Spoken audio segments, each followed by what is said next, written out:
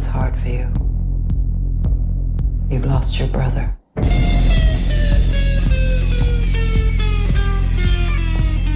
I have lost my first son.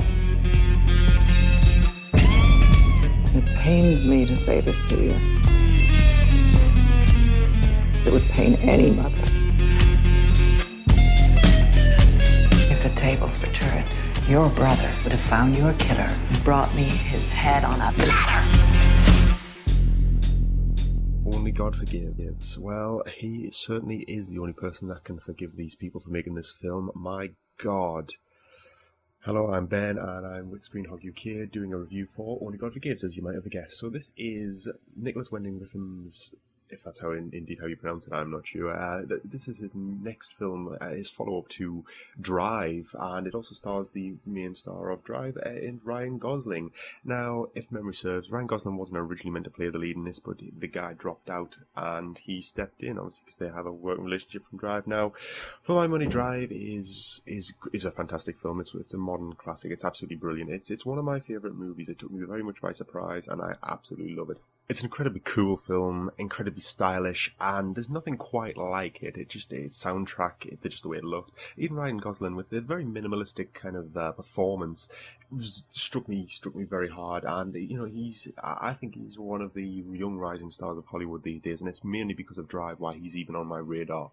I think he's great. But yeah, so I've got to say, when I heard the two of them, the director and Ryan Gosling, were getting back together, the director and the star were getting back together, I gotta say, fantastic, what could be better? And then the trailers dropped and it looked like a film in a very similar vein to what Drive was like. It looked like a stylish crime thriller set in Bangkok this time, which gives you an exotic, seedy, exotic location to play with. And then we finally got it, and to say the least, it's been polarizing people. Now, some people seem to absolutely love this movie, say it's just a kind of a masterpiece of cinema, just it's so lofty in the way it does things. Now, I am on the other end of the scale with the people who say this is a fucking awful film.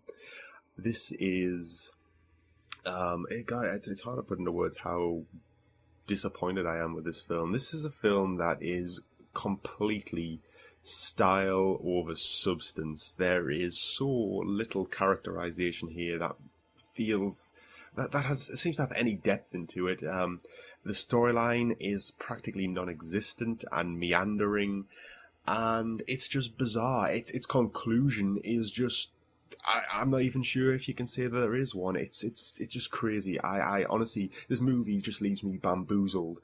And honestly, the closest thing I can compare it to that I've seen recently is probably Spring Breakers. But even though I thought that was again style over substance, there was something about it I liked. I thought it was cool. I liked the soundtrack. I liked the visuals, and it all. I don't think I would rush out and buy it again, but at least I didn't hate that movie. I could see its charm. Whereas here, goddamn, not only am I bitterly disappointed with the fact that it's not what I expected, and it's nothing that I even liked, but I'm just lost with this film. I don't really understand what its point was, what it was trying to get at, what it was trying to achieve.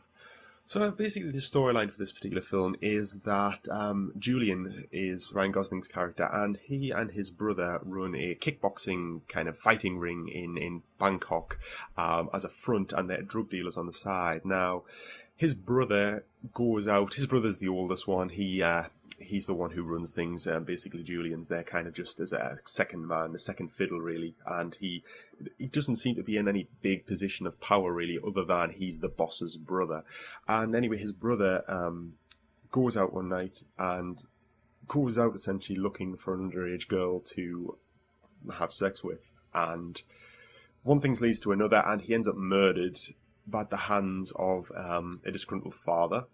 And it kicks off this bizarre storyline of Julian's mother coming over to Bangkok to basically straighten matters out and find out who killed her eldest boy.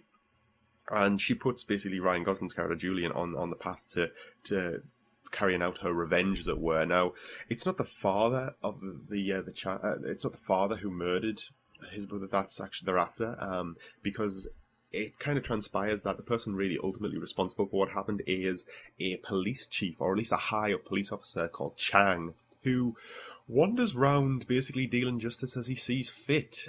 He doesn't seem to really follow the law. He doesn't even wear a uniform as such. He wears a white shirt and a black cardigan, and that's pretty much all you've got to identify him as a police officer. He seems to just wander around with this kind of strange oriental sword and just dealing justice as he sees fit.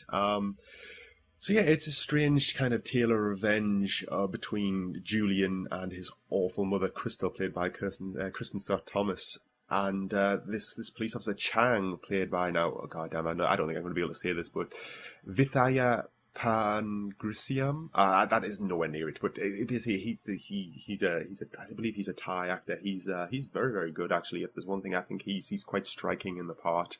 I just think his part's kind of lost in the rest of the film. So yeah, it's basically a fairly straightforward tale of revenge and this strange relationship, this almost incestuous relationship between Julian and Crystal, and it's just weird. I mean, this film, 90% of this film consists of long shots and stylistic kind of shots that just linger on people sitting there, not doing very much, staring into space, kind of mulling things over in their head with blank expressions on the face.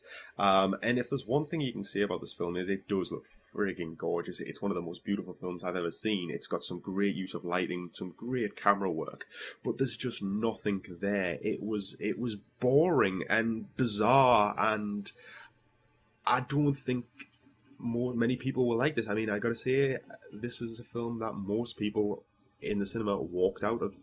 I've never seen so many people walk out of a film as this one. I think there was about 30 people in the cinema, and maybe half of those walked out, and you could hear the other half that was still remaining sitting there talking to each other, completely lost by this just incredibly obscure film, and to the point where they were actually laughing at it because it was so odd. It wasn't really, I don't know, I just think it lost it.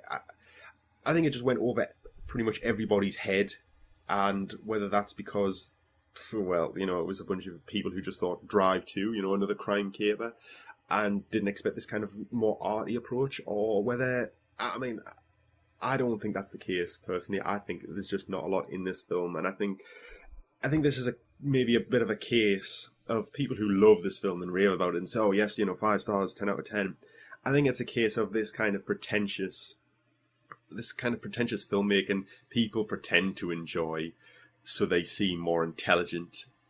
I don't know. Maybe that's a bit of a leap for me personally, but I can't see how anybody thought this was anything other than mediocre at best. I can't imagine that. But as I say, it looks beautiful though. That's one thing you can't take away from this film. And the soundtrack again is much like Drive, is very cool. It's very electronic. I don't think it's as good as Drive's because that had a real nice 80s electronica vibe, whereas this is just kind of more generic electronic. But it's still pretty damn good, especially in certain places. But yeah, this is a really fucking peculiar film. I don't even know really what to say with it. I didn't get a sense of any characters other than Ryan Gosling was peculiar. His character Julian was just odd and not really up to much. He wasn't a particularly great criminal, and he had very, very, I don't know, very confused and very strange motives that were never made clear or established as far as my eyes. Kirsten Scott Thomas as Crystal, it never goes further than being a horrible fucking bitch. With, as I say, who has an incredibly hateful yet incestuous relationship with Julian. And Chang, the police officer, I did like the guy who played him, but his character was again another strange one. He just walked around with a kind of solemn expression, being a bastard to everybody in the name of justice, although it seemed like he was pretty much a gangster rather than a cop. And there's also this kind of subplot where he has a daughter who he essentially pays a maid, like a kind of maid or a nanny to look after because he's off doing his thing. And there's not really much ever comes of that. There's a scene where he goes to see her, and then there's a scene later on that involves her in the briefest sense of the word, and that's pretty much it. It feels completely underdeveloped. Yeah, this is a fucking peculiar one. There's one thing I can say about this is it is bloody violent. It is fucking incredibly violent. In fact, it's just one of the most drawn out, obscure, and fucking just cringeworthy torture scenes I've ever seen. That involves a guy getting pinned to a sofa with needles through his limbs, and then his eyes and ears, like his eyes cut open and then his eardrums like poked out. So and it goes on for so long, and it's such an the torture scene isn't done in like a basement. It's done in the middle of a nightclub with loads of people around, and the kind of it's fucking crazy. And it goes on for so long. It's obscure. In fact, it goes on for so long with speech going on and with things actually happening. It actually feels slightly out of place in this movie because, as I say, 90% of this movie is somebody standing or sitting, staring into space, not much really going on, very, very slow movement. It's just fucking bizarre. So yeah, if you're going into this expecting Drive Part 2, do not. It is a completely different film. It is way, way, way different. I think this has got more akin to the director's film Valhalla Rising than it has any of his other movies, which to be honest, might ring true actually, because that's probably the only film of his, or at least the only recent film or Western film of his that I haven't seen. I'm a really big fan of Drive. I love Bronson. Fucking love Bronson. It put Tom Hardy on the map for me, and you know it's just great. So I get excited when this guy makes movies because, in my experience, his movies are good. But this one was not, in my opinion. I can imagine if you like arty, like lofty arty things for the sake of being lofty and arty, then yeah, you might find a lot to love here. But I just couldn't. It left me completely cold. It's completely bizarre. I have really not. I can't really remember a lot about what goes on in the film. It's not even stuck with me in any capacity since. I saw it a few days ago now, and I'm really struggling to think of really what went on. Whereas as I come back to Spring Breakers, I keep thinking about that every so often, and I can remember a lot about it, and you know, it keeps coming back in my mind, and I keep thinking about it every so often and thinking it over. And even I said that was pretty, yeah, you know, I didn't love that either. So this one just completely sinks down the scale. Honestly, just to bring it in closing, I would honestly give this a fucking overall shit rating. You know, if it wasn't for how good this film looks and how good it sounds, it's certainly a visual feast. And if you could get a fucking book full of pictures or screen grabs from this movie, hey, you would have a gorgeous looking art book. But string it together and you have fucking this film, if you can even call it that. I really didn't like it, and but the thing is though, because it looks so good and sounds so good, it does drag it up somewhat.